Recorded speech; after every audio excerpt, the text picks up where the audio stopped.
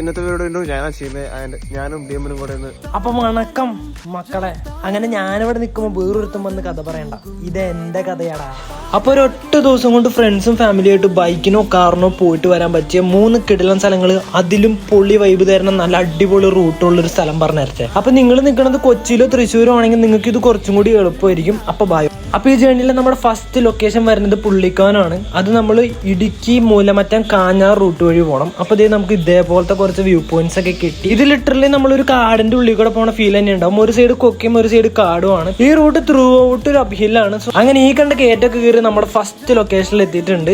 മഴ കുറവായതുകൊണ്ടെന്ന് അറിയില്ല, വെള്ളത്തിന്റെ വരവും കുറവായിരുന്നു. അതുകൊണ്ട് തന്നെ നമുക്ക് ഇറങ്ങിയിട്ട് ചെറുതായിട്ട് അവിടെ നിന്ന് കാലൊക്കെ കഴുകി വൈബ് ചെയ്യാൻ പറ്റുമായിരുന്നു. അപ്പൊ നിങ്ങൾ ഡ്രസ്സൊക്കെ എടുത്ത് വരാണെങ്കിൽ വേണമെങ്കിൽ ഒന്ന് കുളിച്ച് ഫ്രഷ് ആയിട്ടൊക്കെ പോകട്ടോ. അപ്പൊ സെക്കൻഡ് ലൊക്കേഷൻ ഇങ്ങനെ ഇരിക്കും. നല്ല അടിപൊളി കോടയൊക്കെ മൂടിയിട്ട് ഒരു കിടിലൻ സ്ഥലമാണ്.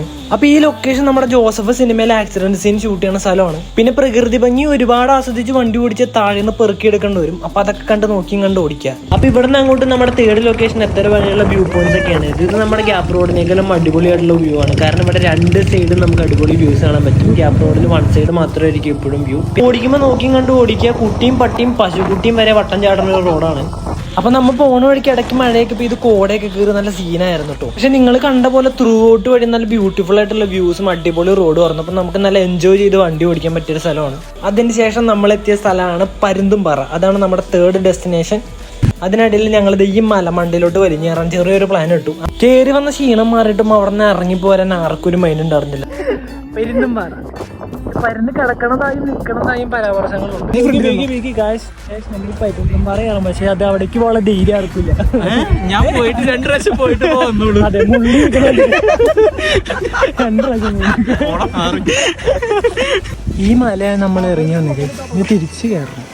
അപ്പൊ നമ്മുടെ അടുത്ത ലൊക്കേഷൻ ഏതാന്നല്ലേ പറഞ്ഞുതരാം. നമ്മളെ ചാർലി സിനിമയിലൊക്കെ കണ്ട ആ ലേക്ക് വ്യൂ ഉള്ളൊരു ബ്യൂട്ടിഫുൾ ആയിട്ടുള്ള ഒരു സ്ഥലമില്ലേ, അവിടേക്കാണ് നമ്മൾ പോണേ. അതൊരു പ്രൈവറ്റ് പ്രോപ്പർട്ടി ആണ്. സ്റ്റിൽ അത് എല്ലാവർക്കും ആക്സസബിൾ ആയിട്ടുള്ള രീതിയിൽ അവർ തുറന്നു വെച്ചിട്ടുണ്ട്. അതിക്രമിച്ച് കയറുന്നവരെ പ്രോസിക്യൂട്ട് ചെയ്യുന്ന അവിടെ എഴുതി വെച്ചിട്ടായിരുന്നു. അതുകൊണ്ട് ചെറിയൊരു പേടി ഉണ്ടായിരുന്നു. പക്ഷെ അവിടെ ചെല്ലുമ്പോൾ അതേ ഒരുത്തൻ സ്വന്തം അമ്മ വീട്ടിലെ കുളം പോലെ അവിടെ നിന്ന് കുളിക്കുന്നുണ്ടായി.